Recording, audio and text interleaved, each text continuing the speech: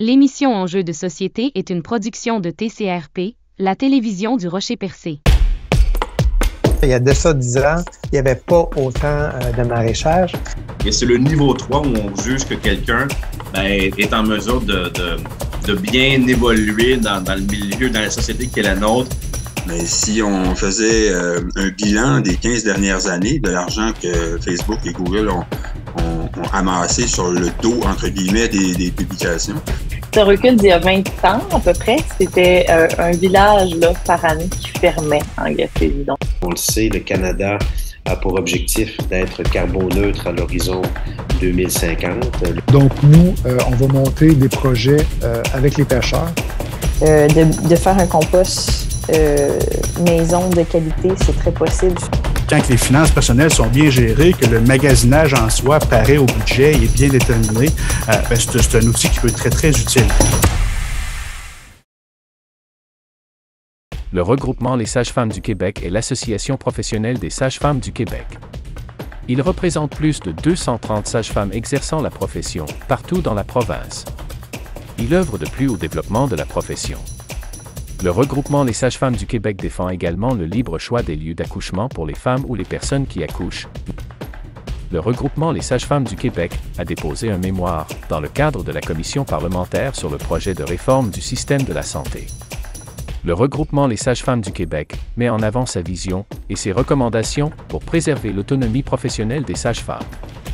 Pour en savoir plus sur ce projet de loi 15, nous accueillons Josiane Giroux, sage-femme et présidente du regroupement Les Sages-Femmes du Québec. Je suis Josiane Giroux, sage-femme, présidente du regroupement Les Sages-Femmes du Québec, donc l'association professionnelle qui représente l'ensemble des sages-femmes qui exercent la profession au Québec. Alors pourquoi un regroupement et puis c'est quoi sa mission? Donc, le regroupement, en fait, c'est le nom qui date des années 90, donc de la création de l'association professionnelle. On a comme mission la défense d'abord des droits, des intérêts de nos membres. Donc, on est l'organisation qui représente les sages-femmes auprès du ministère de la Santé et des Services sociaux. Mais au-delà de ça, on a dans notre mission le développement de la profession et de sa spécificité dans le système de santé du Québec et la défense des droits d'avoir les lieux d'accouchement que l'on souhaite, donc que les femmes souhaitent, soit à domicile, à la maison de naissance ou à l'hôpital. Alors je sais qu'en faisant un peu de recherche, j'étais un peu surpris aussi de voir que ça fait pas très longtemps en fait qu'officiellement les sages-femmes sont un peu dans le titre ou dans le rail là, du système de santé lui-même. Comment est-ce que vous, aujourd'hui, comment est-ce que tu pourrais décrire comment les sages-femmes se positionnent en 2023 par rapport à ce que c'était il n'y a pas très longtemps? Comment est-ce que tu pourrais décrire cette position-là aujourd'hui?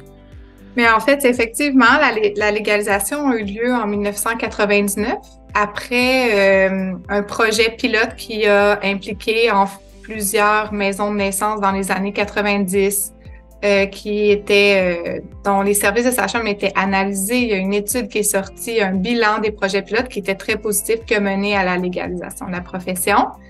Depuis la même année, il y a eu la création du baccalauréat en pratique sage-femme à l'Université du Québec à Trois-Rivières, donc qui est le seul lieu de formation pour les sages-femmes. Et ce qui a un impact, entre autres, sur le développement de la profession parce que c'est un seul et unique programme qui a un maximum de 24 étudiantes, mais qui, depuis seulement quelques années, accueille le maximum d'étudiantes parce que le parcours pour devenir sage-femme est un parcours de 4 ans et demi avec des stages de longue durée avec une sage-femme. Donc, on appelle ça du préceptorat. Donc, c'est un lien vraiment privilégié. C'est un parcours d'éducation dans l'expérience. C'est des longs stages, plusieurs accouchements et rencontres prénatales, postnatales. Ce qui fait qu'en 2023, on vient tout juste d'avoir 300 membres à l'association professionnelle. La croissance est très lente. pour plusieurs raisons. Je vous ai parlé de la formation, mais derrière, il y a plusieurs autres enjeux, entre autres un manque de volonté politique claire à s'engager dans le développement de la profession. Par contre, il y a quand même eu récemment l'ouverture de plusieurs maisons de naissance qui étaient attendues au Québec. Donc, les sages-femmes, on exerce principalement dans des maisons de naissance là où le nombre de naissances, donc la population, permet la construction d'une telle installation. C'est un lieu qui est comme une maison, c'est un lieu communautaire. Les chambres de naissance ressemblent à celles chez vous ou chez nous. Et c'est à cet endroit-là que les sages-femmes aussi font leur clinique, là, donc leurs rendez-vous prénataux, postnataux. Dans les régions comme chez vous, il n'y aura pas nécessairement une maison de naissance. Par contre, les services de sages-femmes ont des bureaux de consultation et vont regrouper le matériel pour offrir l'accouchement à domicile. Et en ce moment, au Québec, il reste encore quelques régions où il n'y a pas de service de sage-femme. On est en attente d'approbation de différents projets, entre autres en Abitibi, c'est imminent. Chez vous, il y a la sage-femme qui vient tout juste d'être engagée après de longues années de lutte. C'est toujours très long. On est au fait qu'en Montérégie Ouest, faut pas que je me trompe, la maison de naissance est en attente d'un financement. En Montérégie Est, le projet va être déposé sous peu. Donc, il y a quand même un développement, mais il est assez lent comparativement à d'autres professions, par exemple aux infirmières praticiennes spécialisées, qui en très peu de temps, avec une volonté politique très grande d'inclure ces professionnels-là dans notre réseau, ben leur nombre est vraiment en augmentation très rapide.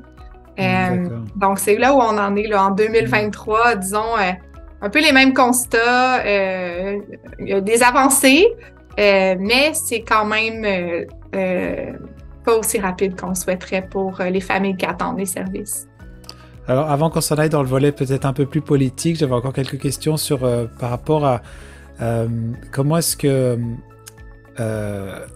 si tu devais décrire dans le fond, est-ce que vous ressentez, tu nommais que justement il y a juste un seul centre de formation, donc ça fait que c'est difficile d'avoir peut-être la main d'œuvre de ce niveau-là, à ce niveau-là. Est-ce que vous, attends, comment je dirais ça, est-ce que ça serait plutôt tu ressens que au Québec la demande pourrait être, dans le fond, il y a une demande qui est présente, mais il n'y a pas forcément possibilité de fournir en sage-femme. Déjà, pourquoi est-ce que... Je sais qu'on sort d'un passé qui fait que les sages-femmes ont l'air d'avoir été vraiment écartées d'un processus.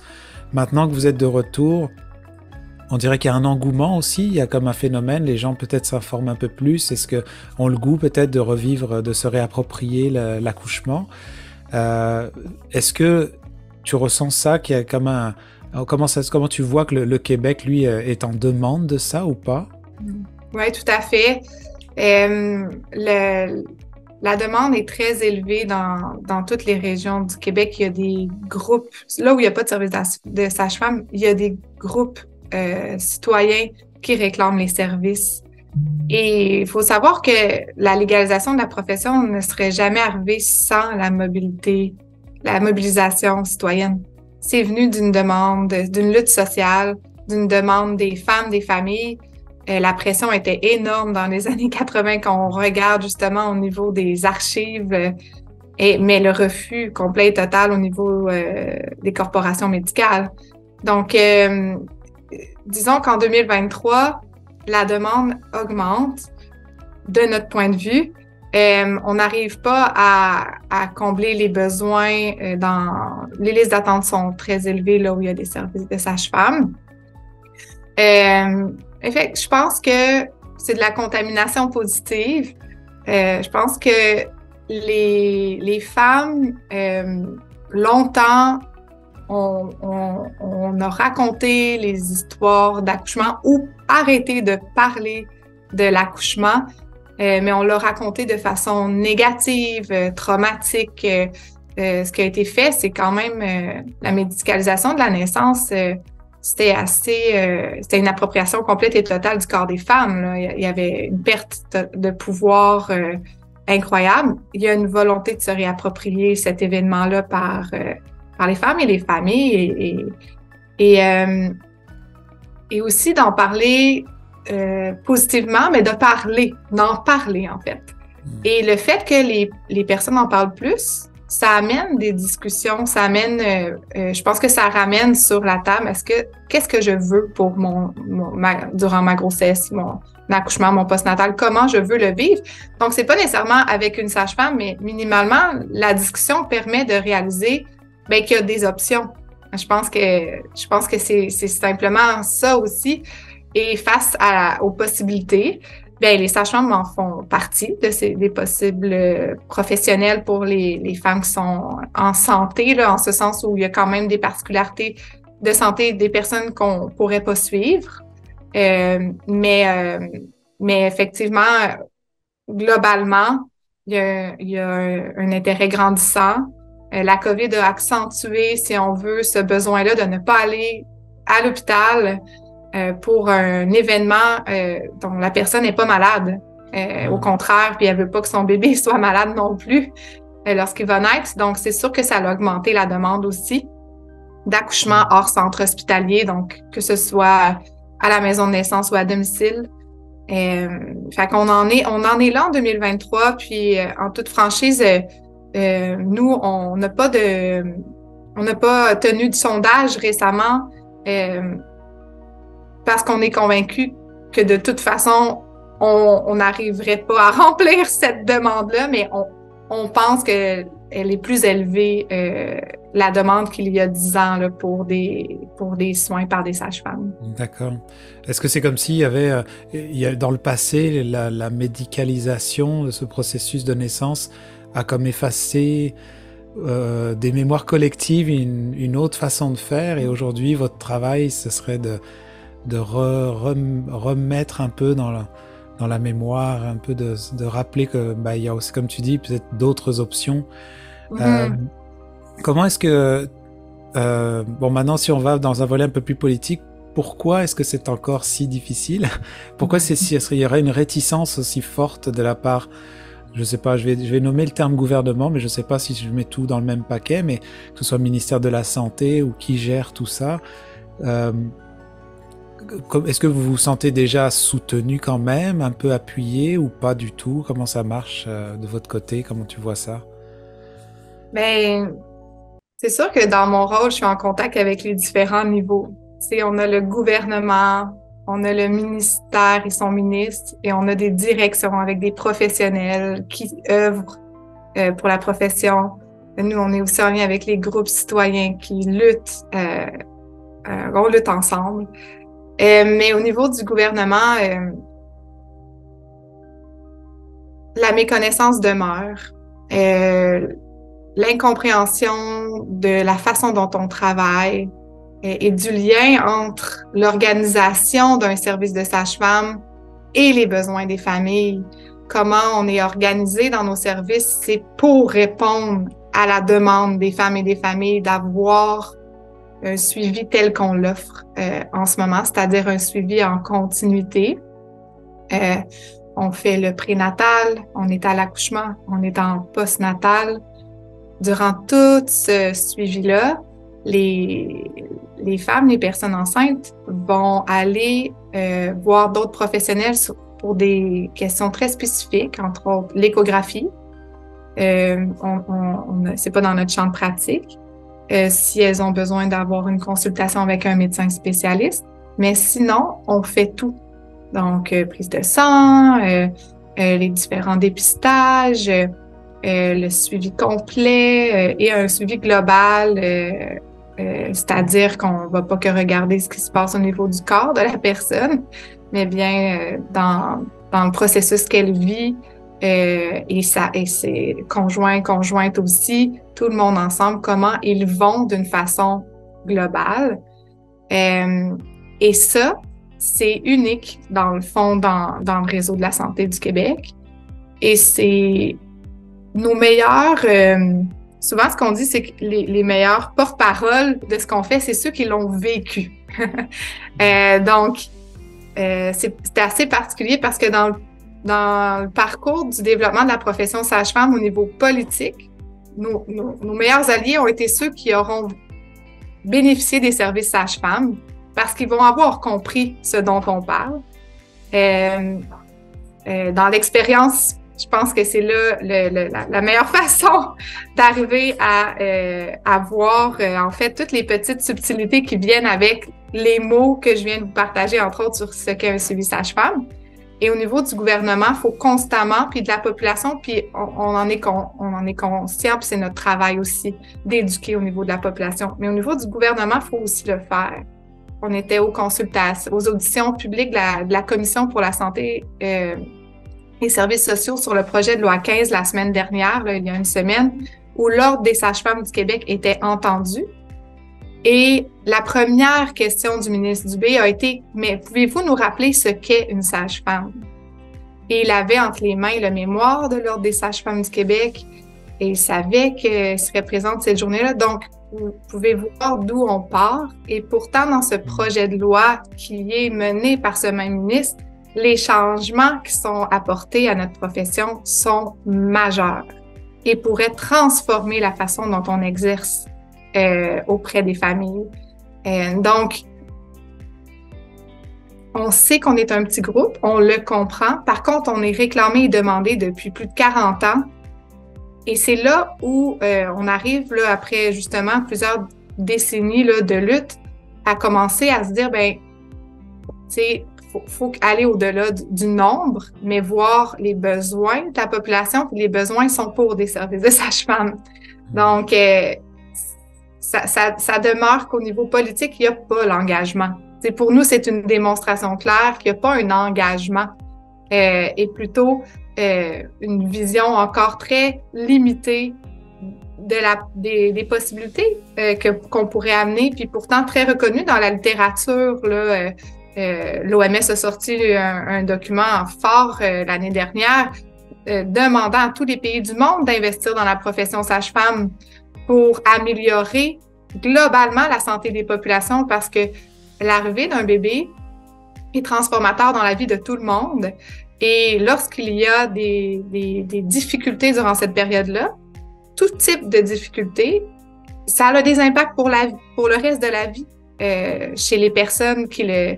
Donc, il y a plein de documents qui vont vers investissez dans la profession sage-femme, mais pourtant, en ce moment, particulièrement au Québec, contrairement à d'autres provinces au Canada, on fait face encore aux mêmes barrières et obstacles qui sont de se maintenir dans une posture de méconnaissance, d'incompréhension et de ne pas aller de l'avant là, en ce sens-là, malheureusement. Parce que qu'est-ce que ce projet de loi ferait si c'était comme le gouvernement le souhaiterait? Qu'est-ce que ça vous enlèverait comme liberté, ou je ne sais pas c'est quoi le terme employé, ouais. Mais qu'est-ce que ça vous enlèverait? Ben en fait, l'intégration des sages-femmes dans le réseau de la santé du Québec en 99, dans la loi sur la santé et les services sociaux, est basée sur 2 piliers que nous, on les appelle. Le premier étant que les services de sages-femmes sont coordonnés par une responsable des services de sages-femmes qui relève du président directeur général des établissements. Donc, tout en haut, il y a une responsable des services de sages-femmes qui n'est pas dans une hiérarchie, mais qui est dans un rôle de coordination, ce qui est unique dans les systèmes de santé. On n'a pas de direction, on a une coordonnatrice et avec elle travaille le conseil professionnel des sages-femmes qui s'appelle le Conseil des sages-femmes, qui a des pouvoirs et qui inclut toutes les sages-femmes d'une équipe. Donc, tout le monde a son droit de parole, un espace vraiment où les sages-femmes sont impliquées dans la prise de décision en regard de l'organisation des services, en fait. Et c'est vraiment une synergie qui a permis, le meilleur exemple, c'est durant la COVID, ces espaces de discussion puis de collaboration entre les professionnels et la personne qui est responsable de s'assurer que les services sont offerts à la population a permis, malgré l'absence de plusieurs sages-femmes à cause de la COVID, donc, tu sais, des contacts, à un certain moment, il fallait s'isoler 14 jours. Il faut s'imaginer le nombre de sages-femmes qui, parfois, étaient absentes au travail pendant quand même longtemps. Eh bien, on n'a pas eu de bris de service. Il y a une réorganisation qui se faisait entre les sages-femmes. Donc, en ce moment, notre système de gouvernance, la façon dont on s'organise est très agile, très proche aussi des réalités des communautés. Chaque service sage-femme a ses couleurs qui correspondent aussi aux besoins de la population. Et ce qui est proposé dans le projet de loi, c'est un changement complet, là, 180 degrés. Donc, on abolit ces deux piliers-là. On abolit le rôle de responsable des services de sage-femme ainsi que le conseil professionnel des sages-femmes. On intègre en fait les sages-femmes dans le conseil professionnel des médecins, dentistes et pharmaciens. Donc, les petits groupes de sages-femmes sont, si on veut, dilués dans une masse de professionnels beaucoup plus nombreux qui travaillent principalement en milieu hospitalier, donc qui n'est pas dans une optique de travail de proximité, de première ligne, communautaire comme les sages-femmes. Et on abolit le rôle de responsable des services de sage-femme, puis on leur donne le titre de chef de département sage-femme sous l'autorité d'un directeur médical. Et pour nous, c'est très problématique parce que ce directeur médical a des pouvoirs sur la chef de département sage-femme, entre autres en lien avec les règles de soins. Il a le pouvoir d'approuver les règles de soins des équipes de sages-femmes. Alors, je pense que c'est important de comprendre que médecins et sages-femmes, en regard de l'expérience de la grossesse, de l'accouchement, du postnatal, on n'a pas les mêmes paradigmes, on n'a pas la même posture de base, on n'exerce pas dans les mêmes corpus de règles de soins. On va se baser sur la même littérature scientifique. On va utiliser, par exemple, les mêmes médicaments. C'est pas ça que je parle, mais plutôt sur un principe de base face à la personne devant nous. Les sages-femmes, on considère la grossesse, l'accouchement comme un processus normal, transformateur, mais normal. La personne devant nous est en santé et surtout, c'est elle qui prend des décisions pour son corps et pour son bébé. Et donc, on transfère l'information aux familles et pour qu'elles prennent des décisions. Et ce qui peut mener parfois à des décisions qui peuvent être pas tout à fait celle qui est en ligne directe avec des guides de pratiques de sociétés savantes, mais on respecte les choix des personnes devant nous, puis on travaille avec elles dans une synergie, puis dans une relation, puis dans un lien de confiance. Et donc, l'imposition ou le regard sur des règles de soins qui deviendraient directives, qui pourraient empêcher le choix éclairé, justement, pour les familles qu'on suit, c'est un changement qui pourrait amener des changements complets dans notre façon de travailler. Ça nous inquiète énormément. Ça, c'est au niveau clinique. Au niveau organisationnel, comme je disais, en ce moment, c'est en synergie, c'est de proximité. Là, on se dégage, on rentre dans une hiérarchie médicale avec vraiment des directions qui peuvent venir d'en haut vers le bas. Ça pourrait modifier la capacité aussi des sages-femmes à contribuer et à être dans une gestion de proximité. Puis ça nous étonne parce que c'est un des objectifs du projet de loi 15 puis du ministre Dubé. Il dit haut et fort, on veut une gestion de proximité, on veut des professionnels qui soient impliqués dans la prise de décision. C'est tout ce qu'on a déjà, mais il transforme complètement. Donc, c'est majeur, là. Si en 1999, à l'Assemblée nationale, c'est ce qui est dans le projet de loi 15 actuellement, c'est ce qui aurait été déposé pour légaliser la profession, on ne se serait pas légalisé. C'est exactement ce qu'on ne voulait pas, soit être sous une hiérarchie médicale et dans le fond, dans une centralisation de pouvoir vers un professionnel qui n'est pas sage-femme. Donc, on est très inquiète par rapport au projet. La machine médicale, entre guillemets, qui essayerait de réavaler la profession, mais dans le fond, parce que j'imagine que dans le monde idéal, vous devriez fonctionner comme tu disais, c'est une option supplémentaire, comme quelque chose de parallèle qui doit exister de lui-même sans forcément être mixé à ce qui a peut-être voulu la faire disparaître il y a un certain temps, puis aujourd'hui essaye de faire un mix des deux. Comment toi tu vois ça? Est-ce que dans le monde idéal, c'est avec ce qui existe aujourd'hui, quelle position tu verrais le rôle de sage-femme? Est-ce que c'est quelque chose de parallèle et qui peut coexister quand même avec ce qui existe? En fait, on collabore et on cohabite déjà ensemble parce qu'il faut comprendre qu'un service de sage-femme ne peut pas s'ouvrir sans des ententes de collaboration avec les médecins. On est en lien pour les transferts. Nous, on fait des suivis de grossesse, les accouchements normaux. Dès qu'on sort de cette normalité-là, ou s'il y a des pathologies qui se développent, c'est notre spécialité de les identifier. On va transférer les soins. Donc, on collabore déjà énormément avec les médecins. Ceci dit, c'est pas une collaboration qui est toujours facile parce que, justement, la méconnaissance demeure partout. Là. Les étudiants en médecine, ça s'améliore dans certaines facultés, dans d'autres, on voit encore qu'on a du travail à faire. Et comme on n'a pas les mêmes paradigmes, il faut prendre le temps de se parler. C'est comme deux cultures qui se rencontrent, il faut se comprendre. Mais cette collaboration-là est essentielle pour la sécurité des femmes dans les suivis sages-femmes. Mais elle ne doit pas se retrouver dans une hiérarchie.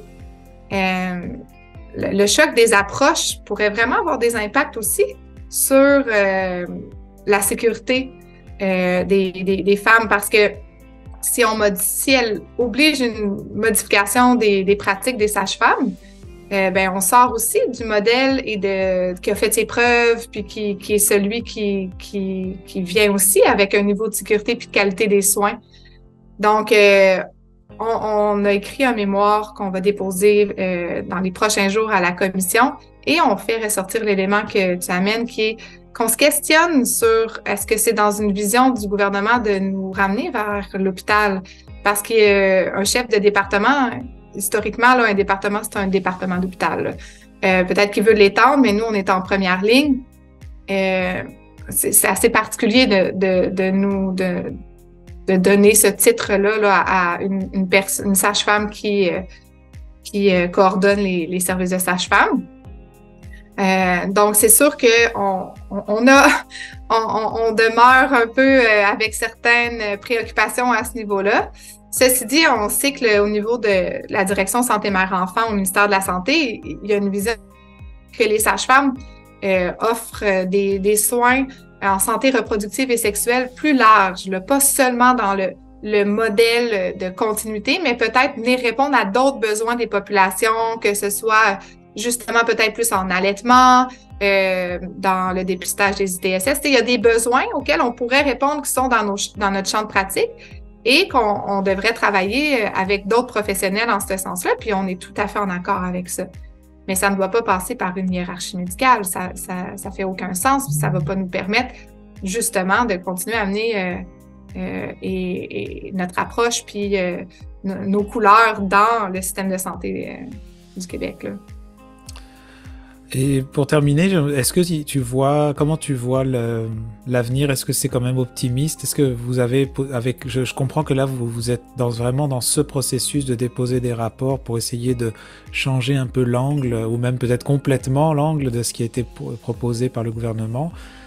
Ça se joue dans les prochains mois, les prochaines semaines, et comment toi tu vois l'avenir? Pour le projet de loi 15, on a des bribes d'informations à gauche, à droite. On est beaucoup en lien avec les différents députés qui siègent à la commission. On fait beaucoup de travail de représentation pour sensibiliser aux enjeux sages-femmes. On croit que dans les prochains mois, il y a du travail qui demeure à faire. Notre mémoire va présenter des recommandations qui sont assez précises sur qu'est-ce qui permettrait une intégration dans la hiérarchie du système de santé, mais qui respecte l'autonomie professionnelle des sages-femmes. On va travailler fort en ce sens-là avec le gouvernement. On espère qu'ils vont entendre l'importance de ne pas être sous la hiérarchie médicale. Sinon, plus largement, pour la profession, il y a beaucoup de beaux projets en cours. On a justement appris la semaine dernière qu'il va y avoir pour la première fois cette année 30 étudiantes sages-femmes potentiellement qui vont débuter le programme. Donc, ils ont fait un grand travail pour accueillir plus d'étudiantes. C'est vraiment une bonne nouvelle. Sur le terrain, après la COVID, on voit que des sages-femmes qui reviennent à la pratique. On avait quand même perdu plusieurs membres là, pour différentes raisons durant la pandémie. Fait que ça aussi, ça nous fait plaisir de voir que les sages-femmes reviennent à la pratique. On attend justement des bonnes nouvelles pour différentes régions. Puis au niveau du champ de pratique, bien, il y a aussi des grands travaux qui sont en cours pour permettre aux sages-femmes d'encore mieux, si on veut exploiter leurs compétences, pas les exploiter, mais utiliser leurs compétences pour le bien de la population, parce que ben, la pénurie de main-d'œuvre est dans tous les domaines, particulièrement en obstétrique. La Gaspésie a été touchée en ce sens-là, dans les régions plus éloignées, c'est encore plus difficile. Donc, on souhaite là, contribuer à soutenir ces travaux-là pour que les sages-femmes qui s'installent chez vous, par exemple, ben, puissent répondre à un maximum de besoins de la population. Oui, au niveau de la grossesse, de l'accouchement, en priorité, bien évidemment, mais au-delà de ça, continuer à offrir des soins aux besoins à leurs clientes sur un plus long terme, par exemple, jusqu'à 1 an de vie des bébés. Donc, on va travailler à tous ces chantiers-là. Et un élément quand même important dans votre région, c'est le retour des naissances dans les communautés autochtones. Je tiens quand même à en faire part. On est dans le processus au niveau de l'association à bien identifier comment soutenir le développement des services de sage-femme en communauté autochtone qui est très important pour les communautés, puis qui, on espère, là, au Québec, va pouvoir s'opérer là où les communautés le demandent, bien évidemment. Puis justement, la première naissance a eu lieu dans une communauté autochtone tout près de chez vous il y a 2 semaines, je crois. Puis on veut continuer à soutenir là, nos membres, les sages-femmes qui offrent le service, mais au-delà de ça, les communautés qui souhaiteraient aussi avoir des sages-femmes autochtones formées au sein même de leur communauté. En tout cas, merci beaucoup, Josiane, pour ton temps. Je sais qu'on pourrait en parler longtemps encore. C'est vrai, parce que on va essayer de développer dans des émissions un peu plus longues justement pour ça. Puis merci d'être en première ligne pour défendre la cause et ce noble métier. Moi, j'y crois, donc j'ai pu profiter justement des services pour ma fille de ça, donc je suis vendu quand même à ça. Puis on souhaite que ça se développe dans le bon sens pour vous autres, puis que ça puisse continuer dans l'élan justement de toujours être plus présent sur le territoire. Ben, merci beaucoup pour l'invitation, puis il faut continuer à être un porte-parole dans ce temps-là. On a besoin de chaque porte-parole. T'es la meilleure personne. Les personnes qui l'ont vécu sont les meilleures personnes pour témoigner, je pense, de l'importance que ce service-là soit offert à toutes les personnes qui le souhaitent, en fait. Hein? C'est rien d'imposé. Si c'est souhaité, si c'est demandé, on devrait pouvoir y répondre. C'est un droit. C'est un droit. Voilà.